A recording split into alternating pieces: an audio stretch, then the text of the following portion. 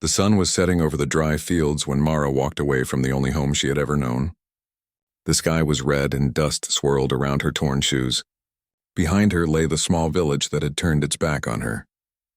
People used to smile when they saw her once, but now they closed their doors, whispered cruel words, and watched her from a distance. Mara had lost everything. A year ago, her family's little house caught fire during a stormy night. The villagers said it was bad luck, but when more accidents happened afterward, a cow dying here, a child falling sick there, they began to say Mara brought misfortune. She tried to explain that she hadn't done anything wrong, but no one listened. They called her cursed, and finally they told her to leave. That morning she found the words "Stay away" painted in black on her door. The message was clear. She packed the few clothes she had, wrapped a small loaf of bread in a piece of cloth, and began walking. By evening, she reached the open plains. The wind was sharp and the world seemed empty. She hadn't eaten since morning and her feet were sore. When she saw a broken windmill in the distance, she sat under it, hugging her knees, trying not to cry. She didn't know where she was going. She just knew she couldn't go back. Far from there, on the edge of the same valley, a man named Eli Turner was finishing his work on his ranch. Eli was a quiet man who lived alone. He was tall, broad-shouldered, with lines on his face that showed years of sun and sorrow. Once he had a family, a wife who loved the sound of rain and a little boy who used to chase the chickens around the yard. But both were gone now, taken by an accident that Eli never spoke about. He lived with his horse, his dog, and the silence of his memories. His ranch stretched for miles, but it felt empty.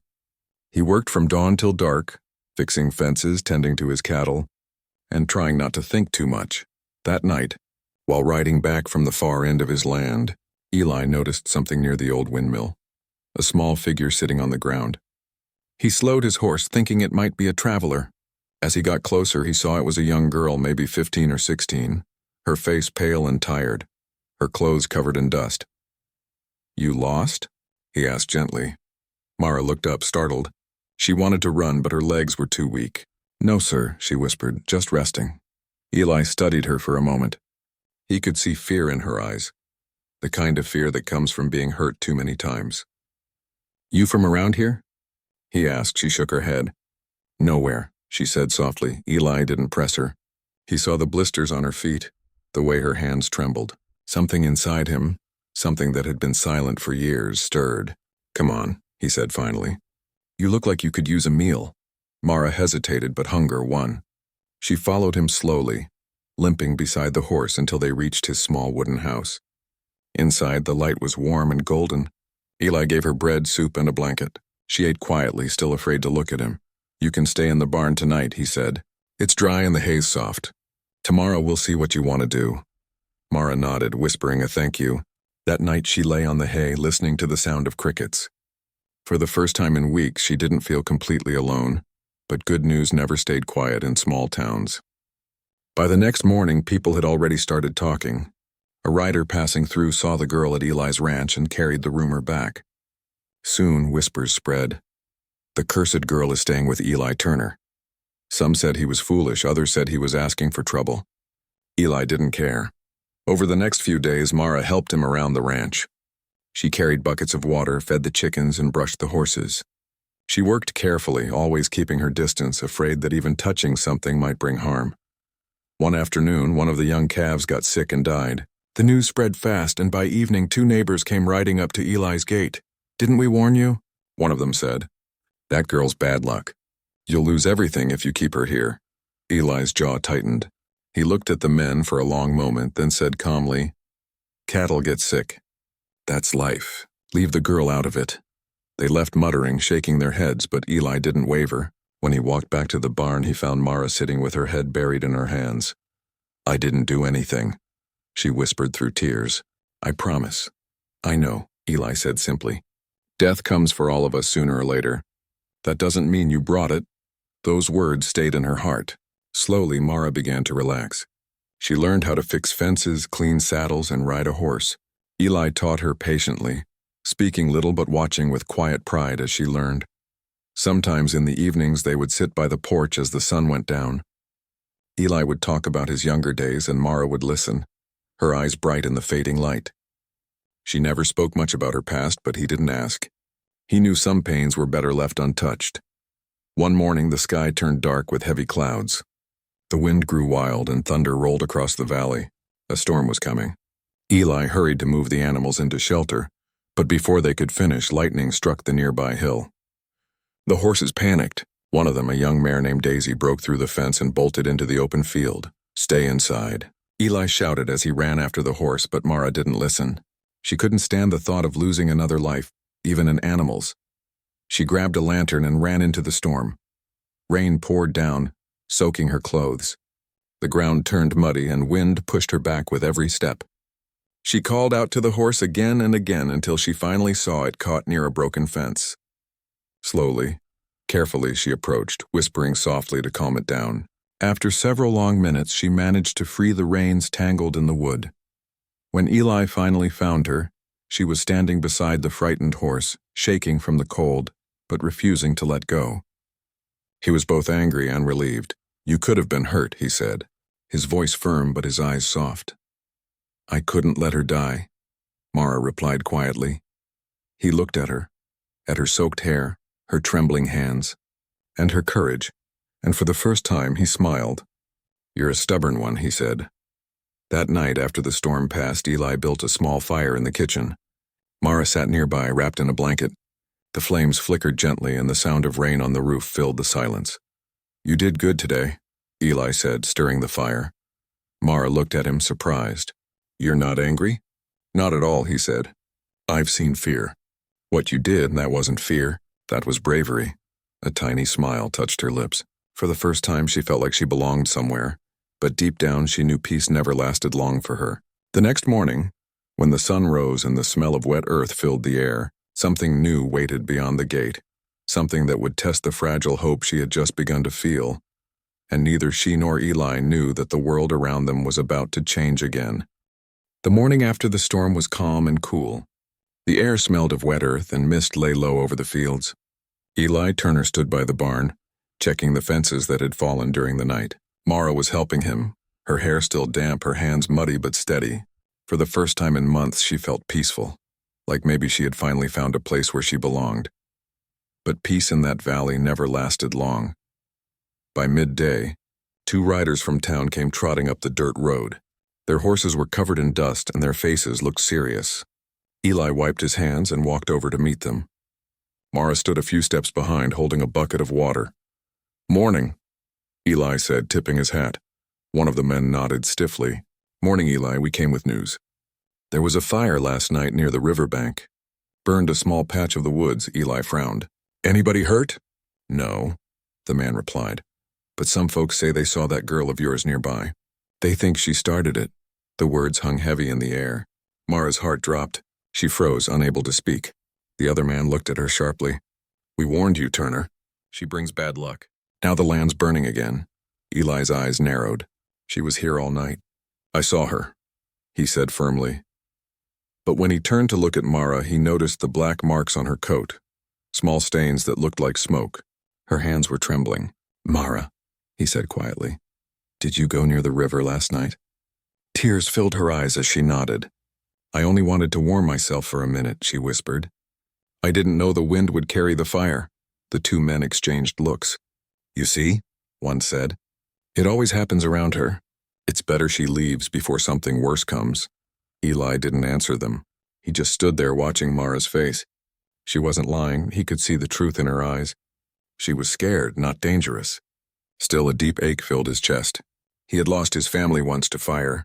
The smell of smoke always reminded him of pain. For a moment he felt torn between his past and this girl who had become like family to him. When the riders left, Eli sat on the porch silently. Mara stayed near the barn, afraid to go near him. She wanted to explain more, but the words wouldn't come. As the sun began to set, she finally walked over, her voice shaking. "I'll go," she said softly. "I don't want to bring trouble to you." Eli looked up slowly. "Go where?" "Anywhere," she replied. "It's better that way. People are right about me. Every time I try to stay somewhere, something bad happens." He sighed deeply, staring at the horizon. "Mara," he said, "bad things happen to everyone. You didn't bring that storm and you didn't bring that fire. Life just happens. But running from it won't make it stop." She shook her head. You don't understand. People won't let me live in peace. They'll come again. They'll blame you too. Eli was quiet for a long time. Then he said, "Let them talk. I stopped caring about gossip a long time ago." But that night, as Mara lay awake in the barn, she could hear the faint echo of men's voices outside, townspeople arguing at the gate. Eli's dog barked, and then she heard Eli's calm but firm voice. "She's not leaving." The argument lasted a few minutes before the men rode away. Still, the words they left behind cut deep. "She'll bring ruin to you too, Turner. You'll see." The next morning, Mara had already packed her few things: a worn-out shawl, a small book, and the locket she kept from her mother. When Eli came to the barn, he found her standing by the door. "You're leaving anyway?" he asked quietly. She nodded. "It's better this way. I can't let people hate you because of me." Eli looked at her for a long time. He remembered how lost she had been the day he found her, and how much stronger she'd become since. "You think leaving will stop their hate?" he said softly. "It won't. They'll just find someone else to blame next time." Mara bit her lip, trying not to cry. "Maybe, but I can't watch you lose everything for me." Eli stepped forward and placed a small bag of food in her hands. "If you're going, take this," he said. "But I want you to remember something. You don't bring death, Mara, you bring life. You remind people that there's still good in this world, even if they can't see it." Her eyes filled with tears. "Why are you so kind to me?" He smiled faintly. "Because once someone was kind to me when I didn't deserve it either." Mara walked down the road until the ranch grew small behind her. The morning was cold and fog rolled across the hills. She told herself she was doing the right thing, but every step felt heavier than the last. She didn't know where to go, just that she couldn't stop thinking about Eli's words. Back at the ranch, Eli sat in silence. The house felt emptier than ever. He tried to work, but his mind kept drifting back to the girl walking alone in the cold. After an hour, he saddled his horse and rode after her. He found her near the old windmill, the same place where he had first met her. She was sitting on a rock, staring at the ground, clutching the bag of food. "Thought you might have gone farther," he said, pulling his horse to a stop. She looked up, startled. "You shouldn't be here." "The townspeople, let them talk," Eli interrupted gently. "I've lived with silence and loss long enough.